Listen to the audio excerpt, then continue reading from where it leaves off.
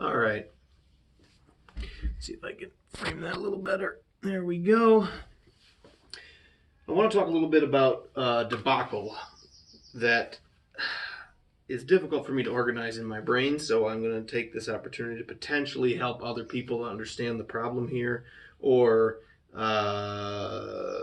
share a little bit of my frustration with anybody else in the world, because sometimes this stuff is like so pedantic and esoteric, basically, that it's like, who gives a shit?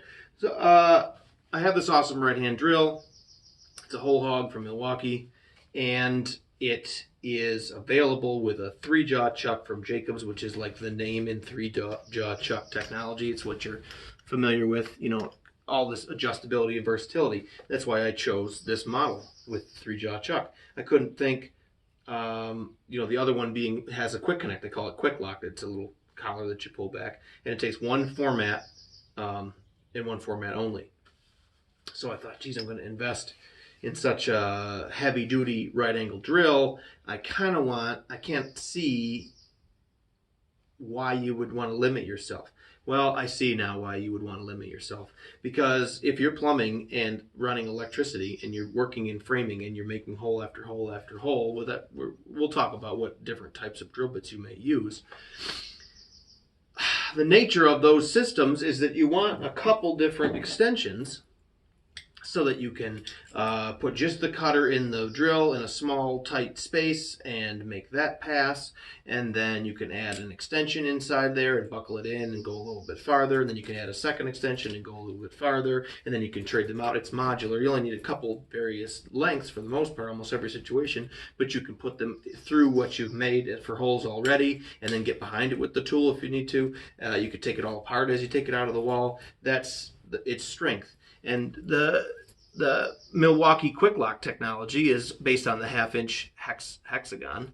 I think it's half of an inch. Maybe it's not. Maybe it's 7/16. But anyway, it's a hexagon, and it has a little scallop around it. But it just plugs together, and that's it. And you can, do it the other way here too. You can just do that. And the Arbor, the hole saw Arbor, he's got one on the back too. Boom. And then you could take him out and you could shorten everything down, and then you could put it in here. Boom. And then if you want to change this around and you want to run, a big heavy auger, you can just put him in there and you're good to go. And that needs to be longer. Now you're good to go. You need to take it back apart. Boom. Boom. This is great. If the end of the tool has the same thing on it. This doesn't, I understand why they offer this chuck on here. But the exact reason that I kind of thought I wanted ostensibly was that I get into a variety of situations. I want to have versatility. But if you're plumbing or doing electrical, you're just switching back and forth between a few common things. A variety of hole saws, which are all in the same, Arbor, regardless of what size hole saw is on there. Or a variety of like speed bore, that has the same, it's not only that it's really beefy, it's kind of, you can see here that this is like a 5/8 diameter, but it still has this 7/16 or whatever that actually measures out at. Whatever that is, the quick lock is on there. It's extremely heavy. I mean, when you jump into some of these smaller, like spade bits and stuff, get into a 1/4-inch shank. Now, as you get larger and larger, you have the potential. I have a couple of these that I just snapped right off because they're just, under the right circumstances, especially if they're getting hotter and hotter and you're using them over and over again and you're getting frustrated and kind of jogging them back and forth as you're cutting, then you just snap stuff off. So, this system is great. I totally wish I had the quick lock on the end of this.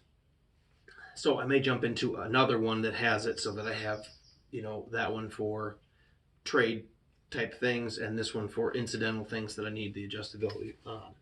Now that being said, when it comes to hole saw arbors, once again, this is a conventional arbor, but it does have that speed lock on the back. So this is what it looks like. This is broken, but it has a pilot bit normally. And, this has been, I've seen other, even older hole saw arbor technology, and it's like terrible, and you need tools to take it apart every time. Unacceptable. So this was, in the 90s, I think, or late 90s, early 2000s. It turned into a little bit easier. You just back this nut off enough to let this collar down that has the pins that take the leverage here out of the hole saw. Then the hole saw itself will spin off the arbor around the pilot. But it takes the wood plug with it. So to get that out of there, the nice thing about this arbor, it's a larger diameter than the pilot drill size. So if you turn it around, you can take that stub end and you can shove it in to the back of the hole saw and shove that wood plug out because it doesn't fall, it doesn't go into the pilot drill opening. And then you can turn everything back around again, thread the hole saw down a ways, push the collar up to the pins go through, and then hand tighten this nut. I mean, it's a nut, so you could put a wrench on it. I've never found it necessary to do that. In fact, you kind of screw yourself if you do that. And then you can make another one. You can cut another hole, and then you can disassemble it once again. You can put it back together, and then you can make another hole. And it is nice that this comes and goes out of that quick connect technology to a certain extent. But I feel that this could use improvement given this arbor. This is my bread and butter. It's fantastic. It's so simple. It's got a spring-loaded collar with a nice big ledge on it that you can get a hold of real easy. It takes the pins out of the hole saw, and you just spin him up, and you take him off if you need to change the size. And in fact, I don't even pull them down when I put a new one on here. I thread it, well, I should a little ways. I thread it down until it rolls up and stops, and then I let go of the spring return, and I just back off until they jump in, and I know, it's about as much thread as I can get. And then I've got the pins in place, and I don't have to thread a nut up or anything else like that. Then I can do my hole sawing. But the beauty of this is even after that, when it's time to get rid of the wood, there's a big button on the side, and you just press it, and it takes the whole assembly down. This has got gunk on it, so it's actually smoother usually. But anyway, the whole assembly slides down on this bigger diameter, and the wood stays impaled on this small diameter, and then you can just pull it off. I mean, you have the drill or whatever in your hand, so pulling this back against the drill is real easy. Ripping that off and throwing it away is real easy, and then you just push that back up until it stops, and you can go back and make another hole saw.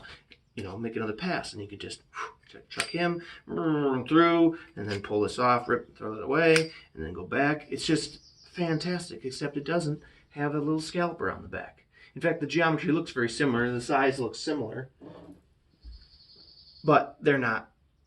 This is a little bit sloppy. It doesn't quick connect. So a lot of times you come and go. You back up and forward. And the moment you back up with this, it falls out of the rest of the assembly. And it's just, it doesn't seem annoying until you do 100 holes in a day. Then it gets really annoying really quickly. So we've got these, aspects in this.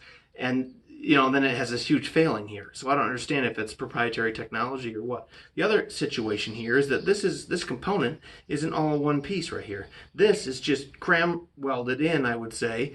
They spin this and they spin this here in industry or in manufacture, and then they just shove it down in there, and it generates so much heat that when it cools, it's been welded. Maybe it's brazed. I don't see evidence of anything. Anyway, so it just gave up the ghost here recently. And for what I spent, do I have to go weld this now, discover what this is made of, and potentially not even be able to weld it? I shouldn't have to frig around with all of that. So it's too bad that this is two pieces, and it's too bad that this doesn't have the same end that everybody else seems to have. I mean, these are Milwaukee Quick Connect, but this is an Irwin auger bit. He's got the same, geometry at the back. This is like Spider or something. There's a little pop-up in Lowe's. They have a variety of things, mostly stuff for saber saw or sawzall. But this is so close to being good. But when you get to a point where you have everything else that goes with the system, this is the weakest link once again. So unfortunately, that's where you end up with that. Then you have like the investment of a selection of extra long bits for a variety of different applications. I have a 1/4 inch, a 3/8, there's a half. And then you can go back to the store and you can buy the speed bore, from Milwaukee that has the quick connect end on it, or whatever you want to call this. Quick lock is Milwaukee's name for it, but I think I don't know if that transcends the branding or whatever. It doesn't have that on the back. They're just a regular circle. So now if I was trying to use these, it's so great that I have the adjustable chuck on the hole hog. Or if I jumped into a hole hog with a quick connect, then I have to go out and buy the long version of these in every different diameter that I used to own to be covered once again. You're talking about hundreds and hundreds of dollars. I mean, most of these long style, this thing was probably 30. So this would be 65 or 70 each.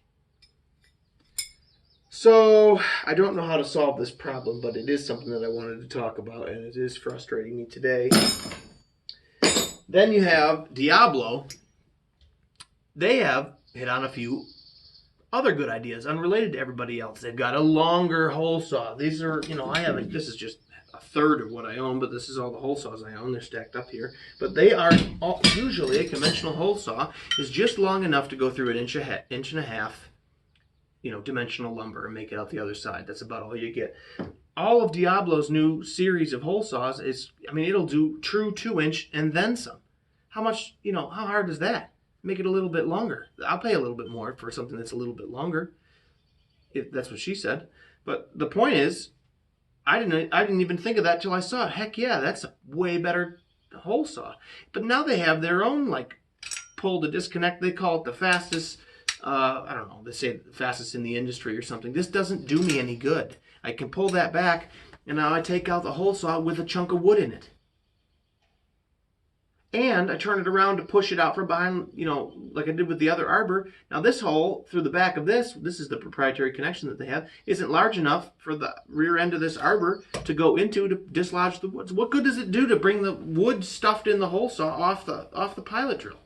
This is a completely jackass-asinine system here. And, not to mention, once again, this is proprietary. I can't use this on a conventional Arbor. They will give you 2 loose ones to adapt from a conventional Arbor to this new style.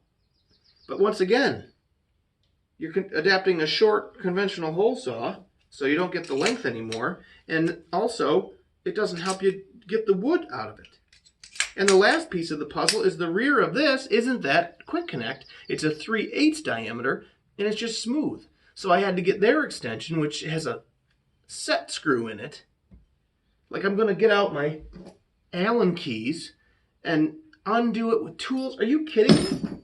What is this? And somebody said to me after I was bitching about this long enough that Diablo and Milwaukee are affiliated or something, or Milwaukee owns Diablo. So I don't understand what's so complicated about a hole saw Arbor that has the quick lock at the back to begin with. Then a hole saw system that has conventional threads like any other hole saw, but it's taller, and each of them are longer, more like the Diablo saw.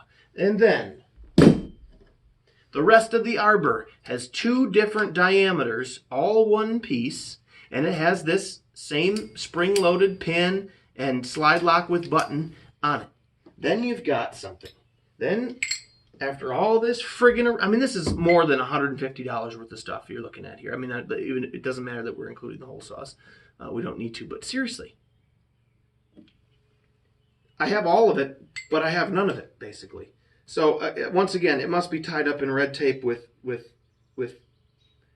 patents or something. But I just want to melt these all into one item that works. And if there's something out there that I'm missing, please somebody illuminate me. But it's getting to a point where I went to school for product development. I may make something just for myself here. If I get to a certain point, I'll take this receptacle off the slide one and weld up, or have somebody forge and weld up and create the spindle for it. And I guess I won't be able to elongate hole saws.